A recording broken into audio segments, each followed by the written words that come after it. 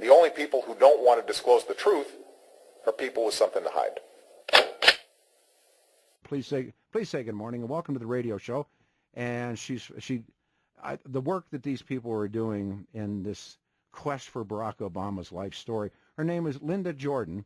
And Miss Jordan, good morning and welcome to the birther home in Colorado. I'm Peter Boyles, as you know, and welcome to 710 KNUS. Good morning, Peter. Thank you for having me on the show. It's my pleasure. A little bit about your background, and then I ask the musical question, who is Barack Obama? Okay. Well, I will tell you a little bit about myself. I am a homemaker from Washington State.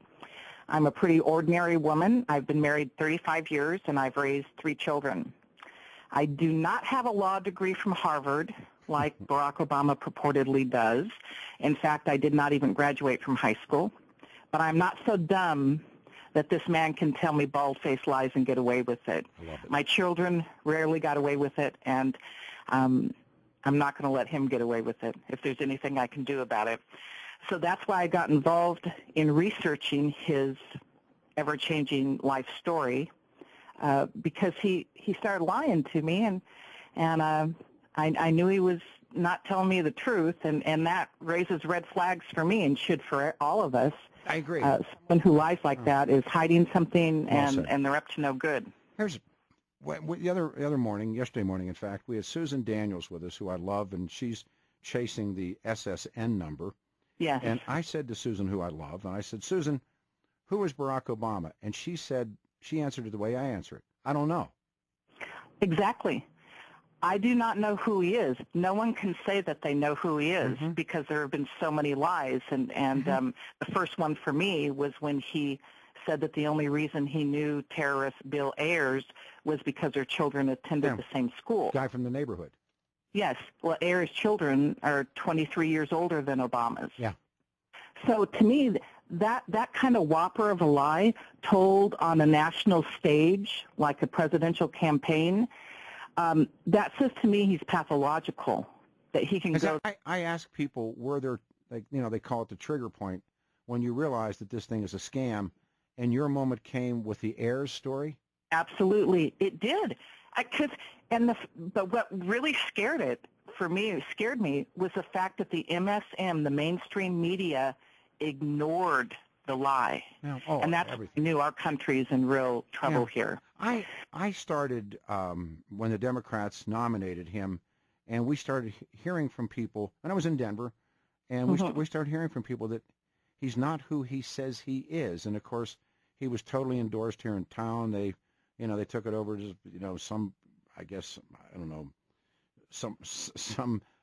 buddy, and they I guess might have been Pelosi or Boxer or somebody, and they gave it the green light, and then it starts to sneak out that this guy's life story is so screwed up, and then you start reading about it, and I start reading about suppression of documents. Yes. And then it just gets worse and worse and worse and worse. And tomorrow on the radio show, and I'm sure you're more than familiar, tomorrow on the radio show, we're going to relook at Frank Marshall Davis. The Paul Kengore's book is out. The communist Frank Marshall Davis, the untold story of Barack Obama. So there are people, and I'm going to turn it over to you to talk about Corley, but there are more and more and more people who are, as we say, coming to the dance, aren't there? Absolutely. I really feel that's true, which is why I just have this kind of urgency to keep pushing and persevering to get the truth out there.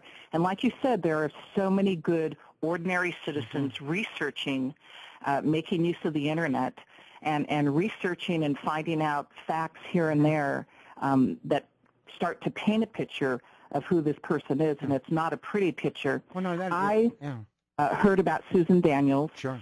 She did her Social Security number research, and that's the second stage of my involvement. She was so brave, what she did.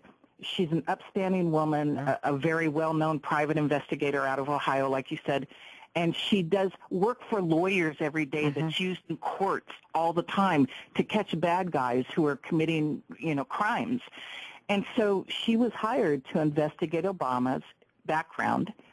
And red flags immediately came up for her. She's a professional. When she saw that he had a Social Security number issued out of Connecticut to someone with a Connecticut address when he was 12 years old living in Hawaii, which we do know he was there at that time, 1977. She just said this guy's a criminal. He's got fake ID. He's got fake ID, and if it were anyone else in the world, that information would have been taken, and somebody would have to do some explaining. That never happened. And I'm past the point of wondering why. I'm sure we all did. Wow, how could this happen? How could it happen? Enough. Now it's time for us to say, it did happen. What are you going to do about it, Peter, Linda, Susan? What are we going to do about it? Are we going to let him get away with it? And I do not want to. I have no intention of doing that. So I've started a website, obamasfakeid.com, We the People TV, where I'm asking people to submit their videos to We the People TV and tell Barack Obama that you know what he did. He used fake ID to get on the ballot and into the White House, and he's not going to get away with it. And in my research for my website, I discovered that Judith Corley, Obama's personal lawyer, who purportedly is a necessary preamble to anything Obama. She purportedly flew to Hawaii on April 25th, 2011, and picked up 2 paper photocopies of Obama's real birth certificate from the director of the Hawaii Health Department. Fuddy, yes, who is now mysteriously dead. Picked them up, flew back to Hawaii to Washington, D.C. on the 26th, and delivered them in person to the White House. Don't know to who.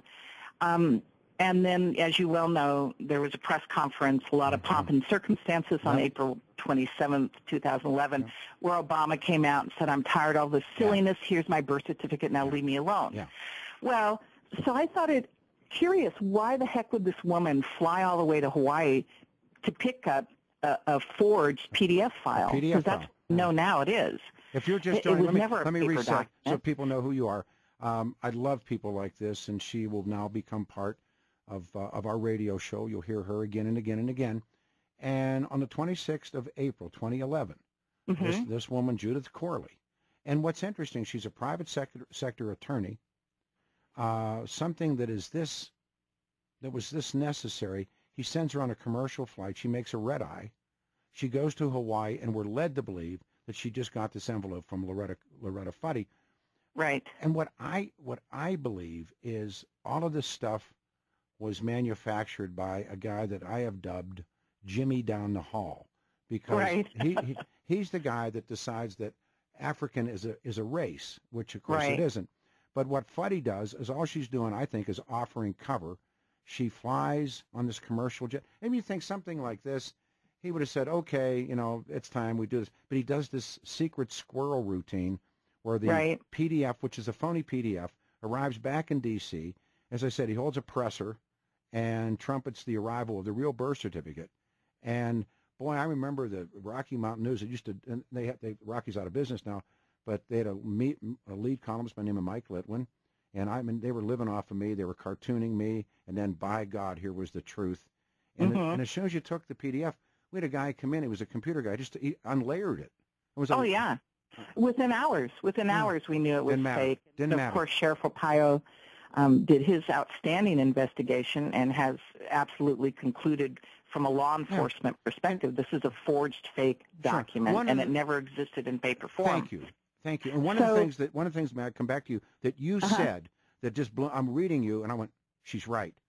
And I never thought this through, which makes you a really, really smart woman. Why would Judith Corley fly all the way to Hawaii to pick up a forged PDF file when it could have been emailed in seconds to the White House? Right. Why? Right. And this is the trip. This is how these guys play the game. I want everybody to think, because they used an electronic PDF file to show or purport Barack Obama's birth certificate. Well, they didn't need to send Corley, did they, all the way to Hawaii? They didn't need to pick up this forged PDF. They could have simply emailed it, correct? Correct. Absolutely. Man, that was brilliant.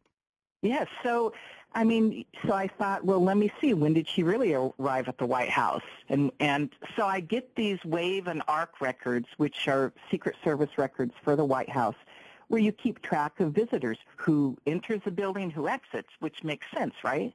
You got to know who comes in, and you Sure. got to know when they leave. If you don't keep track of when they leave, how do you know they're not hiding in the bathroom? Exactly. You know, waiting to do some dirty deed.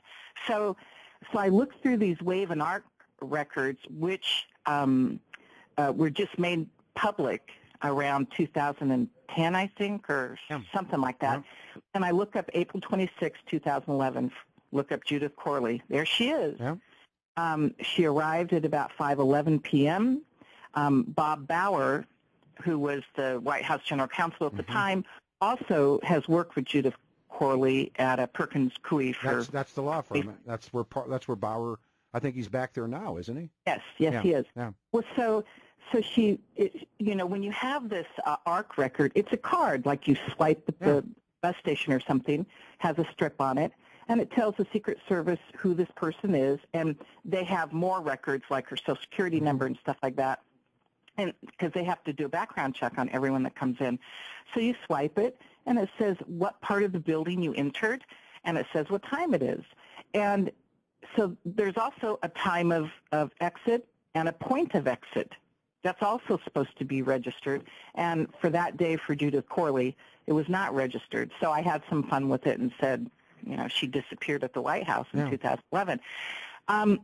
But because Obama is such a liar and his whole entourage are liars for him and on his behalf, everything has to be scrutinized. And it's much harder, as you know, to get to the truth, because we have to deal with all these lies, and we can't trust anything. I mean, if you've known someone who lies in your personal life, you can't trust anything they say. Well, even the lawyers will say in a courtroom, they say it, lie on one. In other words, you lie on one statement, they consider you a liar on all. But there you go. And with Obama, because his lies have been so huge, I mean, telling his publisher for 17 years, I was born in Kenya. Oh, absolutely. And then changing it at the last second to, oh, no, I was born in Hawaii. So he does whatever suits his mood or his purpose or his plan. And so, you know, I just figured we have to scrutinize everything that he says, everything that they say. I don't know if Judith Corley was there. I know she wasn't delivering two paper photocopies of Barack Obama's birth certificate. I know that for a fact. Don't you get the sense, and if you're just joining this one woman's wonderful, Linda Jordan, about Obama's lawyer, Judith Corley, and doing the night flight and bringing in the PDF. I mean, this is my theory. And the only people who don't want to disclose the truth are people with something to hide.